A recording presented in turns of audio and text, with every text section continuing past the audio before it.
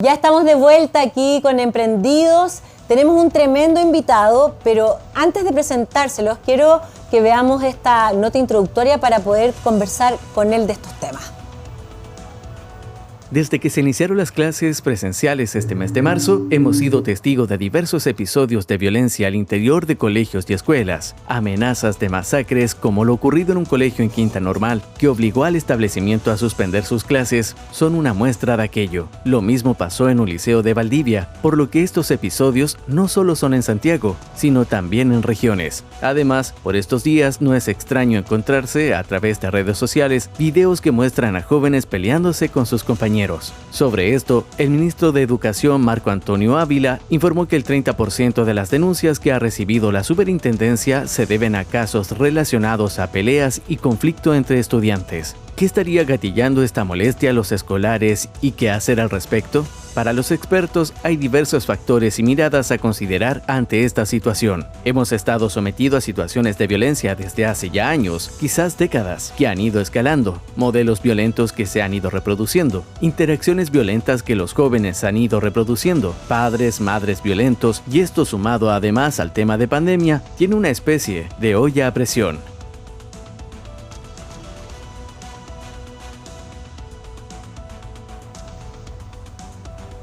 Bueno, aquí estamos entonces con Mario Aguilar, presidente de Profesoras y Profesoras. ¿Cómo estás, Mario? Muy bien, muchas gracias por la invitación. No, gracias a ti por estar con nosotros. La verdad, un tema candente y profundo que estamos viviendo, la verdad, las madres, los padres y con los colegios. ¿Qué está pasando hoy día con la violencia? ¿Cuál crees tú que es? ¿De dónde nace tanta violencia en los colegios? Bueno, lo primero es decir que este fenómeno no es nuevo. Se ha agudizado mucho en el mes de marzo y abril, ciertamente, y por eso tal vez ya entró en una preocupación mayor en los medios, en la sociedad en general. Pero nosotros como gremio lo venimos denunciando hace tiempo, venimos exponiendo hace mucho tiempo este tema de la violencia que llega a las escuelas y por lo tanto tiene dos aristas esto para analizar. Tiene una arista que es lo más de fondo, sí, esto que viene de tiempo y que ahora se expresa más fuertemente, y la otra arista es por qué hubo un aumento de violencia durante este tiempo. Lo más de fondo es que vivimos en una sociedad violenta. Vivimos en una sociedad donde la violencia por muchas formas está validada, está en las películas, está en las redes sociales, está en la convivencia cotidiana de la gente.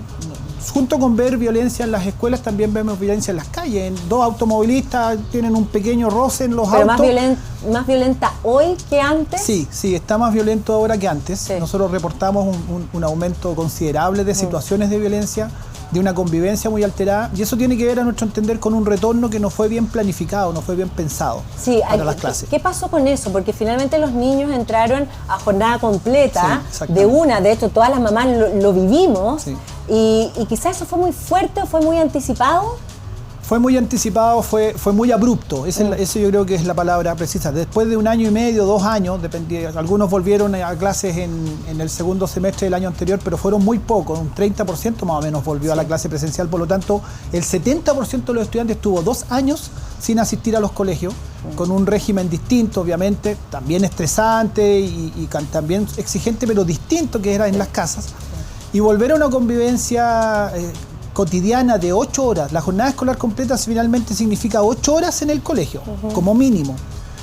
A veces con salas con 45 estudiantes, 40, es decir, bastante hacinado, con todas las restricciones de la pandemia, 8 horas con la mascarilla, con alumnos que no estaban habituados a la disciplina escolar durante todo este tiempo. Y que también no se conocían entre ellos mucho. Muchos no se conocían entre ellos o habían perdido el vínculo. Primera vez que entraron al colegio y entraron a estar con muchos niños también. Exactamente, entonces nosotros lo advertimos. Si se revisan nuestras declaraciones entre enero y febrero, dijimos, el regreso, estamos a favor de volver a la presencialidad, creemos que es necesario, sí, pero tiene que ser un regreso gradual, cuidadoso, paulatino.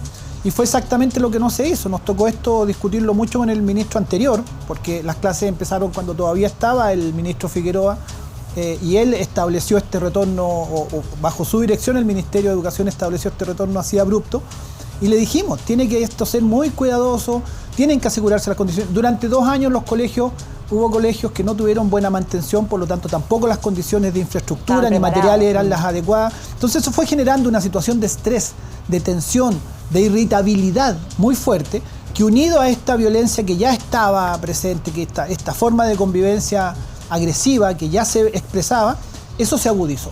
Ahora, una pregunta. ¿No te parece a ti también que los profesores en sí tampoco estaban preparados porque también vivieron un periodo de estrés? Porque fíjate que lo hemos vivido, que los niños llegan diciendo cosas que antes, fíjate que no decían de sus profesores. Hay profesoras que estaban absolutamente estresadas y que tú las veías y que, por ejemplo, se hacían cargo de estos 36 niños en clase que venían con una carga, de verdad, estaban como insoportables los cabros, porque es cierto. Y de hecho hubo mucha filtración de algunas mises de algún cierto colegio, de colegios también de clase alta, que de hecho uno de los colegios que se filtró fue el Mayflower, era profesora uno de mis hijos, y pasó esto y la verdad que lo que decían las profesoras tampoco era lejos de la verdad. Ellas también lo estaban pasando mal en el tiempo que hacían clases online. Por supuesto. Porque mantener la atención de todos estos niños era muy complejo. Entonces, también hay un estrés, ¿te parece, de los profesores? Sin duda, sin duda. Cuando nosotros hablamos de este regreso paulatino y echar a andar la máquina con gradualidad, nos referimos al conjunto del sistema. También los padres apoderados que tenían a los niños en casa, que de repente tienen que empezar a funcionar desde las 8 de la mañana, a ver, bueno, todo lo que significa, digamos, la rutina escolar, que tú la conoces perfectamente, que fue todo abruptamente realizado. Sí, mira, aquí en el fondo lo que nos preocupa a nosotros y que es la base de muchos de estos problemas es esto donde las personas importan poco. Donde a las personas se les escucha poco, sus emociones, su sentir. Lo que importa es rendir, echar a andar la máquina de nuevo. Vamos produciendo, vamos preocupándonos del CIMSE, vamos preocupándonos de la cobertura curricular. ¿Y dónde están las emociones de las personas? ¿Dónde están los sentimientos? Hay mucho, se reporta lo de la violencia escolar porque es muy llamativo y obviamente es muy grave. Pero también ha habido alta cantidad de jóvenes, adolescentes con crisis de pánico. Que tampoco también es un indicador muy preocupante. Muy menores. Exactamente, niños pequeños con crisis de pánico, angustiados de estar todo el día en el colegio. Entonces, tenemos que preocuparnos de las personas, tenemos que preocuparnos de eso finalmente es lo más importante, son las personas, sus necesidades, por eso, Mario, sus afectos. Te pregunto algo que de hecho nos cuestionamos todos los padres, porque en algún momento todos los papás como que castigamos un poco al colegio. No personalmente, pero te hablo como en general. Sí. Castigamos a los colegios, a los profesores, que el colegio no lo estaba haciendo bien, bla, bla, bla. Pero bueno, finalmente estos 2 años que los niños no estuvieron en el colegio estaban en las casas. Exactamente.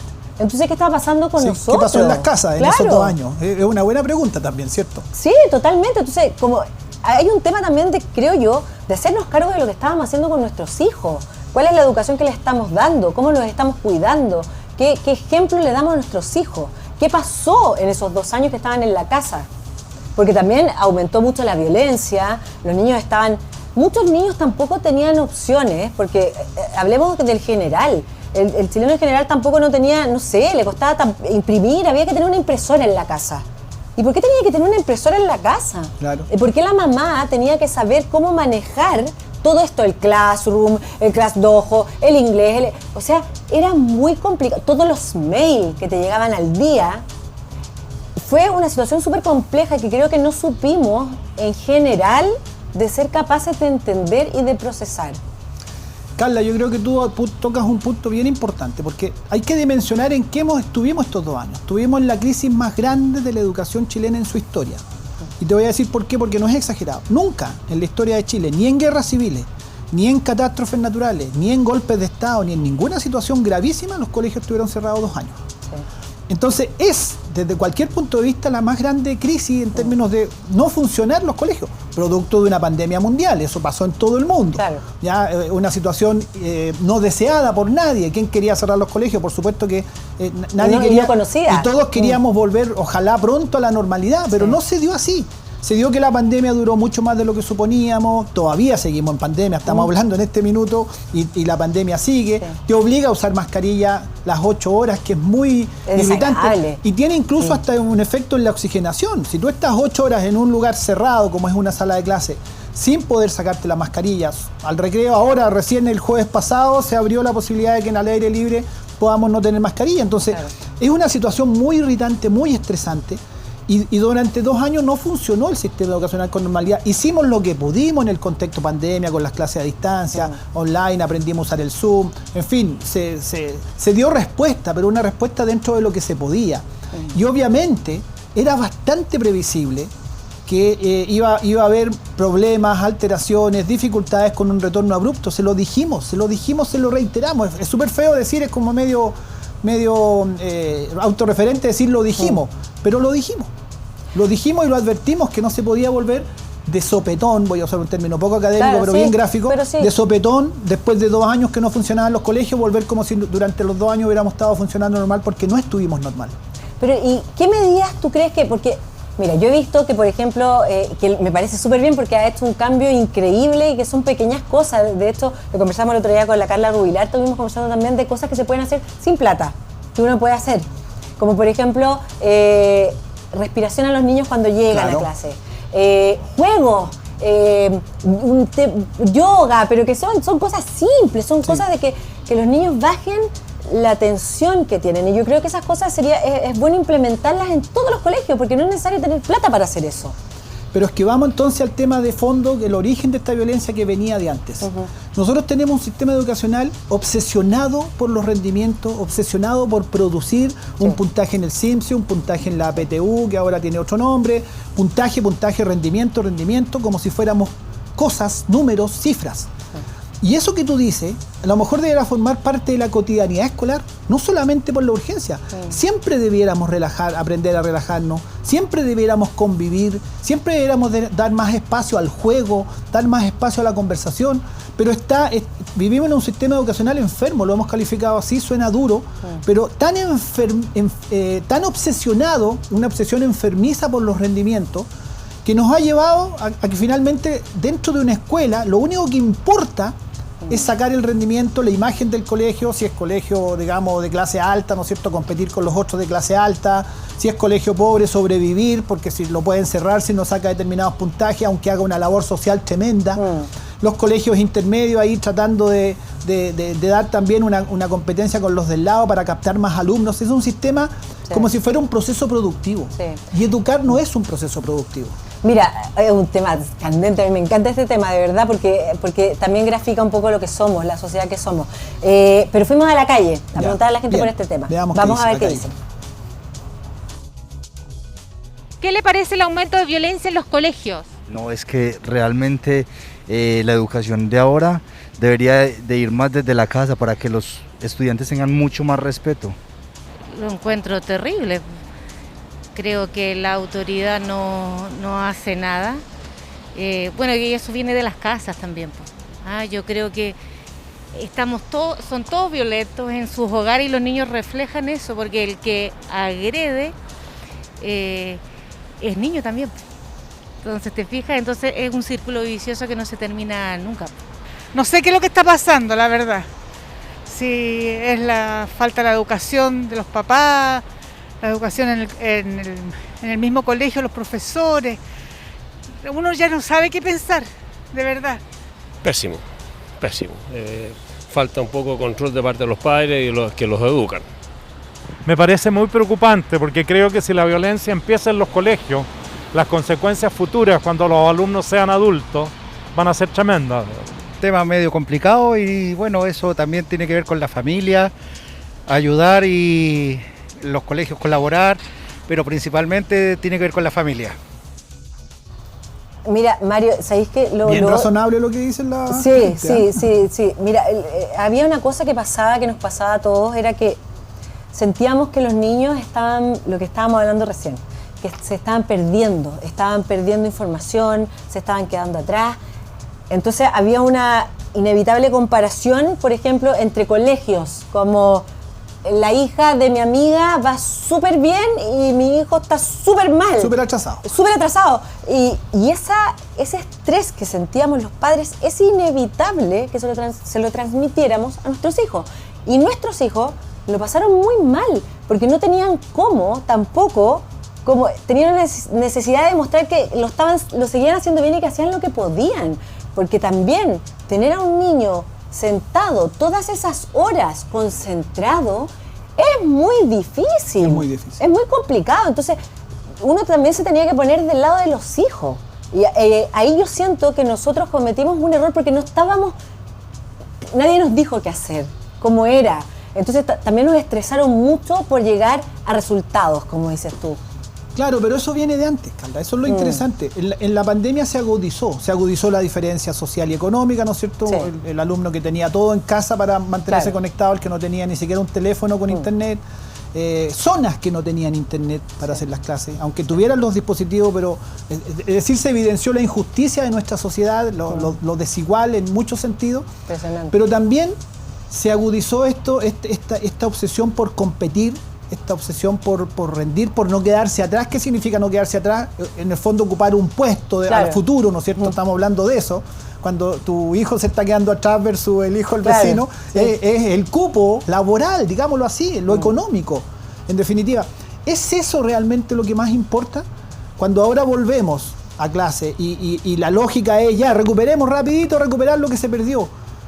¿Y qué pasa con las emociones? ¿Qué pasa con ese niño que tiene crisis de pánico? ¿Qué pasa con ese niño que no soporta, ¿no es cierto?, a sus compañeros y vienen estas tensiones? Eso es lo que debiéramos atender como lo más importante. Le hemos pedido al Ministerio y escuchó, porque ha solicitado que no se rinda CIMSE este año, y han salido voces diciendo, pero ¿cómo no se va a rendir CIMSE? Y es tan importante conocer los resultados. ¿Por qué va a ser tan importante en el contexto en que estamos? Más importante que la salud mental de nuestros estudiantes, que la salud mental de nuestros colegios. ¿La salud mental? Por supuesto, a partir de una salud mental, a partir de sentirnos bien como personas, podemos crecer como país, como sociedad, podremos ser más competitivos, más productivos, pero estando bien como personas. Esa es la lógica que no se entiende, y nuestro sistema escolar es como una reproducción, como una antesala del sistema de competencia brutal que muchas veces es el mundo laboral. Sí, y lo que pasa es que también hay un tema de competencia que tiene que ver también con los niños que están tan conectados a las redes sociales, al Instagram, a ver cosas que finalmente... Los niños quieren cosas que son utópicas, que son mentiras.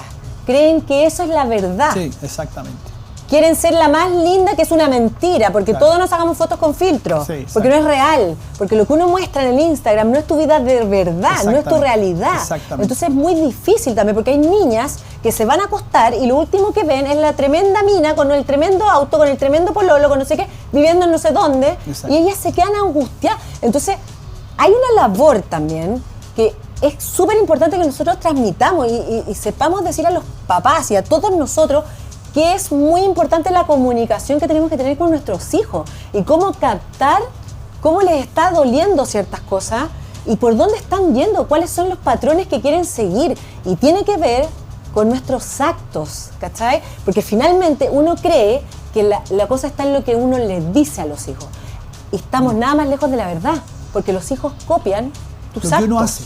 Y uno tiene que pensar en lo que uno repitió con su propia vida. Uno es lo que mis papás me dijeron o lo que yo vi de mis papás. Exactamente. Y es lo mismo que hacen nuestros hijos. Entonces estamos en una época súper complicada porque es muy competitiva y de cosas que son mentiras y falsas. Y más encima tienen una información inmediatez y quieren que todo sea al tiro.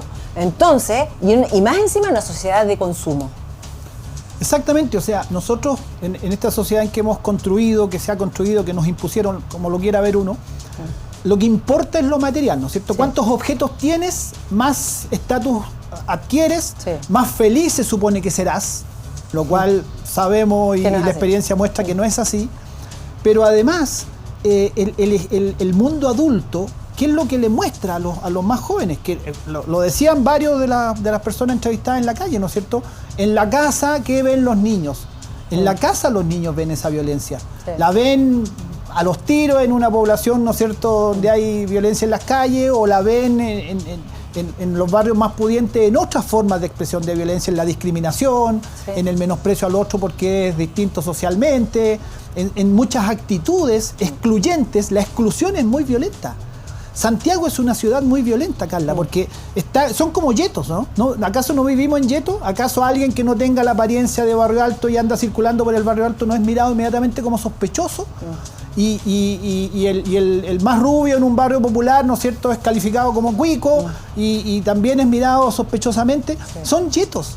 Vivimos en yetos, vivimos en una ciudad segregada. Es muy violento que alguien tenga que levantarse a las 5 de la mañana para andar 2 horas hacinado, vejado, humillado en un transporte público, ¿no es cierto?, donde lo menos que te ocurre es que te toqueteen, te rocen, vas como si no fueras persona. Vulnerable absolutamente. Vulnerable siempre. absolutamente. Todo eso es muy violento vivir con una pensión de 150.000 pesos mensuales.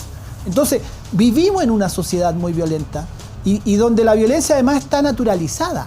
Está como normalizado, es como normal que si vives en un barrio más pobre te tengas que desplazar 2 horas para el transporte público, es como normal. Claro, es lo que te corresponde. Es lo que te corresponde, eso es muy agresivo. Entonces finalmente esto va siendo una bomba de tiempo y los colegios ya no contienen la violencia. Tal vez en un momento en que la violencia está un poco más controlada afuera, la escuela opera como una suerte de barrera y dentro de la escuela podía generar una suerte de microclima. Ya no se puede. Y mira, te voy a decir algo bien terrible. Los profes muchas veces no tenemos tiempo para conversar con nuestros estudiantes. Cuando debiera ser lo más importante conversar con nuestros estudiantes. Pero ¿qué tenemos que hacer? Tenemos que preparar el informe, tenemos que llenar formularios, van a venir de la superintendencia, así que hay que tener todo listo, van a venir de la agencia de calidad a controlar lo que estás haciendo. Y un estudiante te para en el recreo y te dice, profe, necesito hablar con usted. Y a veces tienes que decirle, no puedo ahora. No puedo atenderte, estudiante, tú que eres la razón de ser de mi labor profesional y no puedo escucharlo. Pero Mario, ¿cuándo se va a implementar cosas que hagan un cambio, pero un cambio radical? Porque el tema de la educación es un problema muy fuerte hace demasiados años y que no se ha cambiado. Porque tampoco en los colegios de clase alta tampoco hay una preocupación importante en el tema psicológico. No hay. Y los cabros son... Mira, un ejemplo así pero vivido. Yo tuve a mis hijos en el colegio más caro de Chile, después estuve en un colegio municipal privado. De verdad, la gente es mejor persona en el municipal. En el colegio menos se la juegan, pero te morís cómo se organizan las mamás. Yo de verdad, un agradecimiento, porque tú decís, ¿cómo puede ser gente que de verdad lo está pasando mal? ¿Cómo se alinean todas para ayudarse? Porque en la clase alta tú no pides ayuda. No, claro. Nadie pide ayuda porque ahí nadie tiene problema. Sí, pero son los más aproblemados. Entonces tú decís, ¿cuándo vamos a tratar lo de verdad fundamental en este país que tiene que ver con nuestros procesos mentales, que tiene que ver con amarnos, que tiene que ver con ser empáticos, con querernos, con protegernos, con cuidarnos? No existe eso. Pero Carla, lo que pasa es que también hay buenas noticias. Y una buena noticia es que la gente sigue teniendo muchas expresiones de solidaridad, de compañerismo, de amistad. En la misma pandemia, ¿cuántas expresiones de apoyo tuvimos entre la gente en los barrios donde no había para comer y se organizaban la misma gente con las ollas comunes? Que ollas comunes suena tan poco estético, pero para cierta gente, digamos, le suena tan poco estético una olla común y sin embargo le alimentó a millones de personas durante la época más dura de la crisis de la pandemia. Los bingos que organiza la gente y se colaboran entre sí para ayudar a un enfermo. Espérate, y antes, un paréntesis, hay mucha gente de clase alta que lo ha pasado muy mal. Sí, pues, por supuesto. Y lo perdieron todo. Por supuesto. Y ellos están calladitos ahí, pasándolo pésimo. Exacto. Y si hubiera esa solidaridad que está en los sectores más pobres, en los sectores altos, y si toda la sociedad aprendiéramos a vivir con esa solidaridad y a compartir, y a no competir tanto, y a no tirar al otro para el lado para poder instalarme yo, sino que nos instaláramos los 2, los 3, los 5 y todos tuviéramos lo que nos corresponde.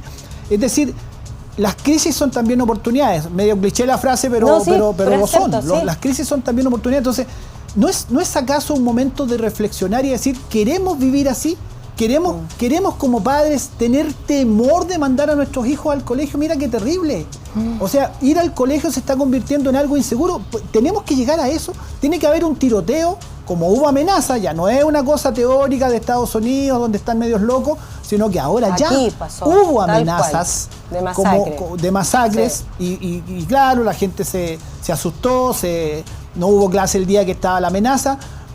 Uno tiende a pensar que no quedan más que en bravata, pero en Estados Unidos las bravatas en algunos casos se concretaron. Sí, totalmente. Entonces, ¿vamos a llegar a eso o no es el momento en que hagamos un párele? Tú preguntabas, ¿cuándo vamos a hacer el párele? Bueno, el ministro de Educación tomó una buena medida. Yo he tenido algunas discusiones con el ministro en estos días por otras cosas, pero que fue suspender el SIMS en el año 2022, Muy para bueno, decir, sí. preocupémonos de lo importante. Pero ha sido duramente criticado por ciertos sectores.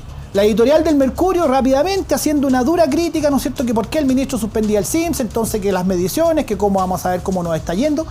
Eso es lo menos importante en este minuto. Lo que importa son las personas.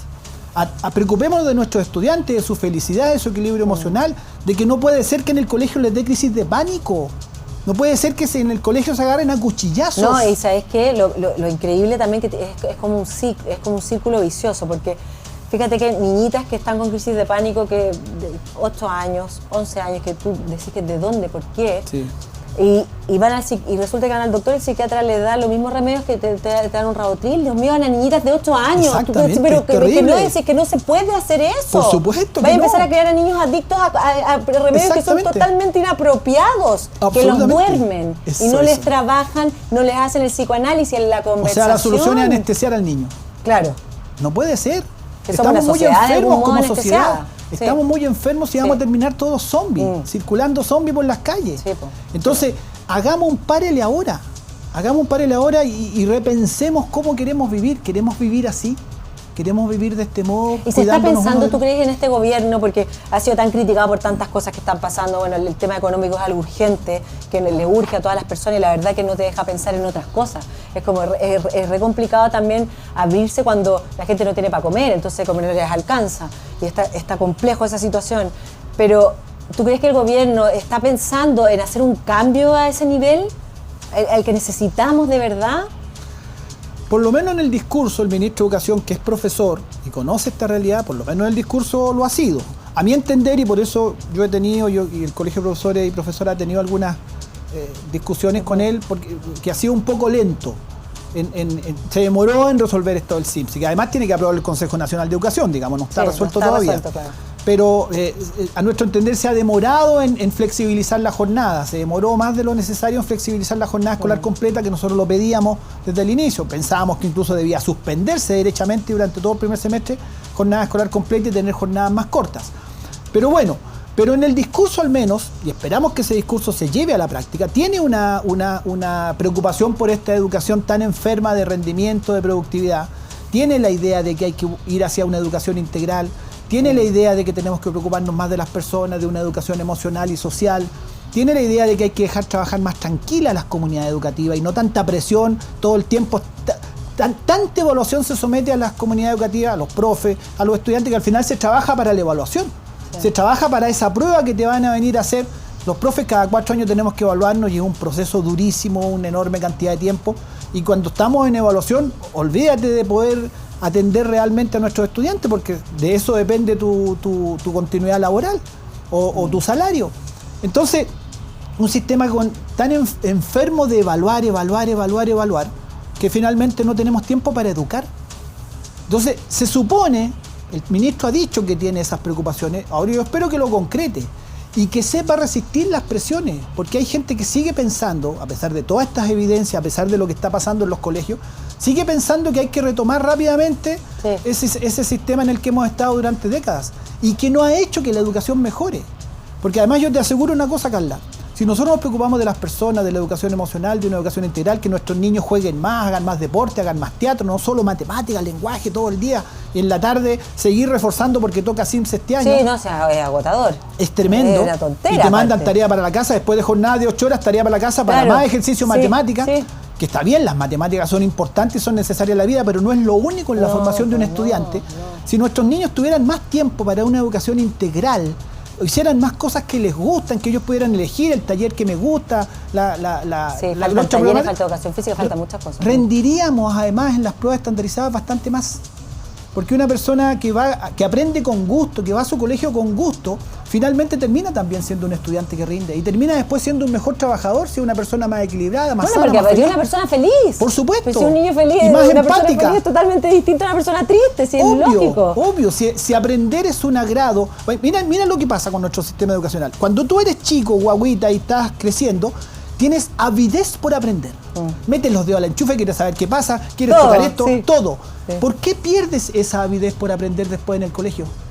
el sistema educacional mata el gusto por aprender. Totalmente. Finalmente se convierte en una obligación, tienes que hacerlo porque si no, ¿cómo te va a ir la vida? Y finalmente todo es presión que le pierdes el gusto. Aprender en toda etapa de la vida debiera ser un agrado porque aprendes algo.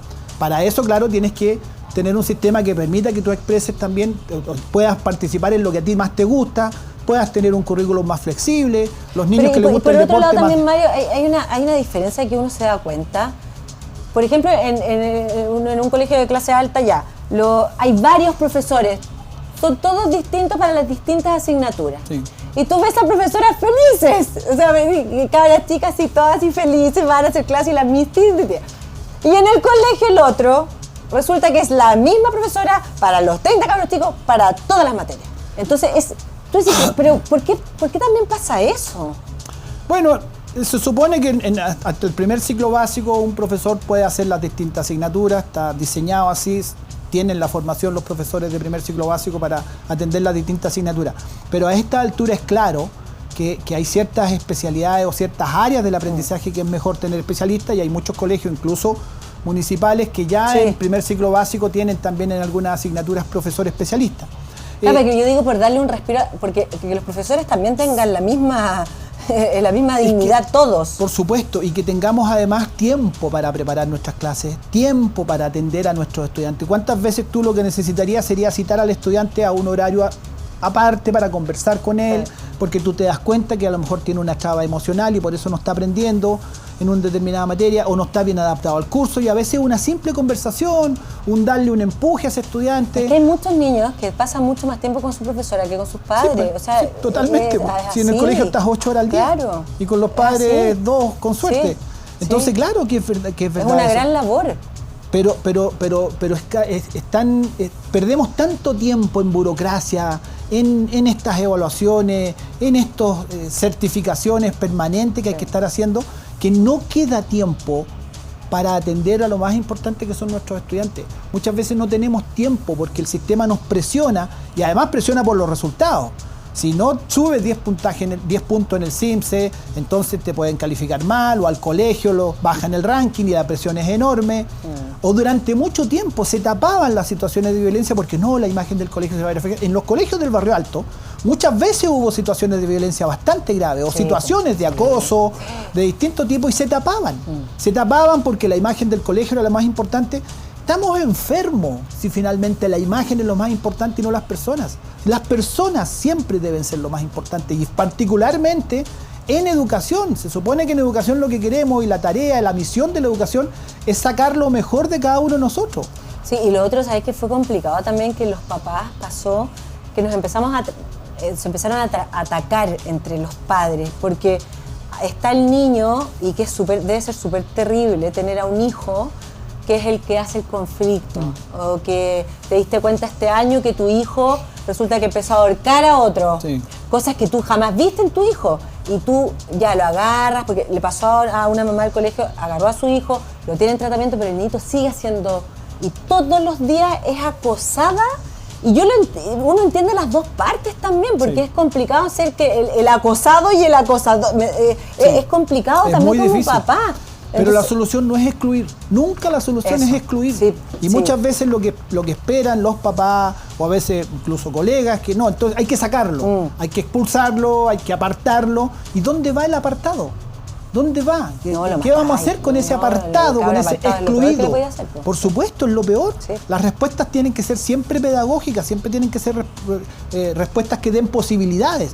A veces es necesaria la sanción, pero la sanción siempre tiene que dar la posibilidad de recuperarte, de rehacerte, de reinsertarte, de incluirte. No puedes, la solución nunca es la exclusión, porque el excluido queda en algún lado de la sociedad y va a ser una persona con trauma, con resentimiento, con más rabia, más enojado. Más enojado, exactamente. Mira lo que nos ha llevado la sociedad a la exclusión social, a los niveles de rabia que se están expresando de distintas vías permanentemente en nuestra sociedad.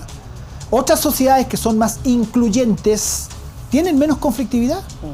La escuela europea, por ponerte un ejemplo, la escuela europea de un país promedio, escandinavo, Francia, Italia, en la misma sala de clase conviven el hijo del empresario con el hijo del obrero, el hijo del inmigrante, el hijo del profesional, el hijo del comerciante.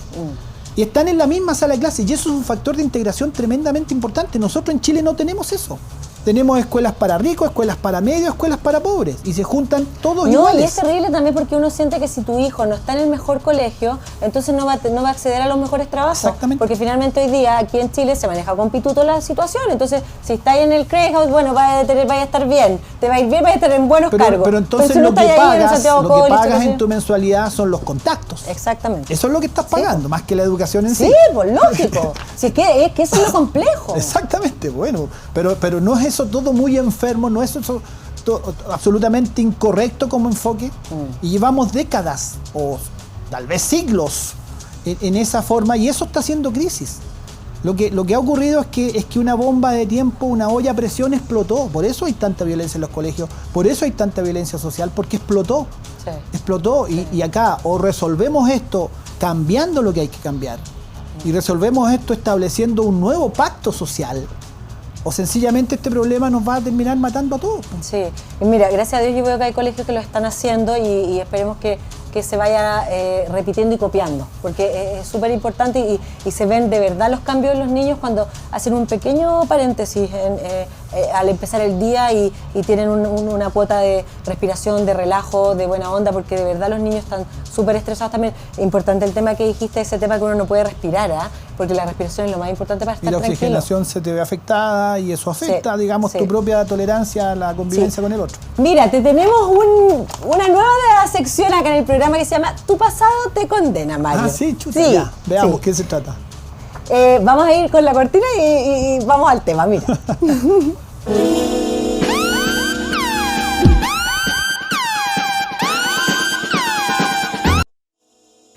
Usted dijo en Radio Cooperativa que el despido de miles de docentes en establecimientos públicos del país era una venganza del ex ministro de Educación Raúl Figueroa.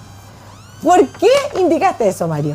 Porque eso se dio muy fuertemente en los servicios locales de educación, que son unos nuevos estamentos que administran colegios que van pasando desde los municipios, que dependen directamente del Ministerio de Educación, y ahí fue donde se dio más fuerte.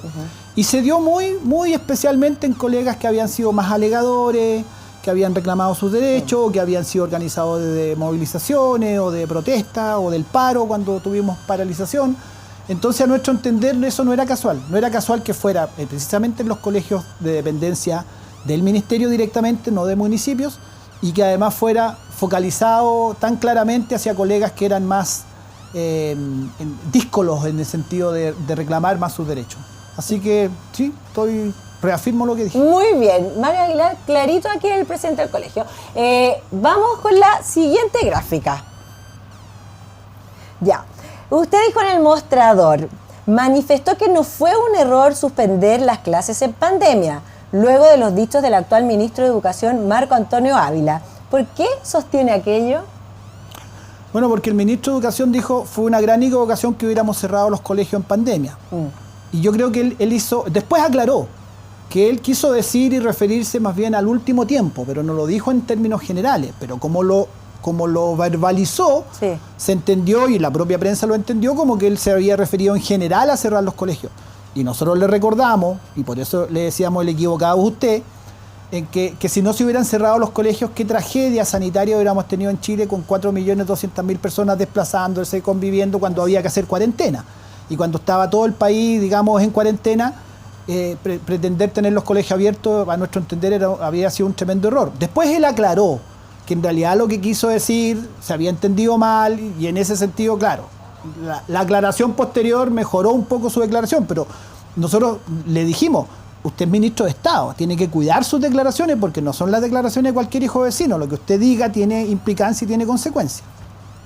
Ya, vamos entonces de nuevo ahora a la cortina, vamos a ver.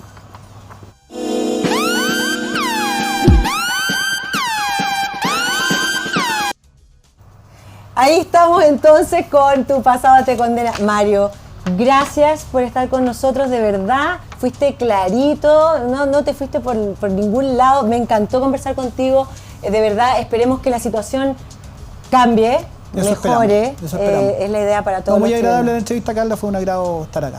Muchas gracias, te esperamos entonces nuevamente, te vamos a dejar cuando invitado. Me inviten, yo encantado. Muchas gracias, de verdad.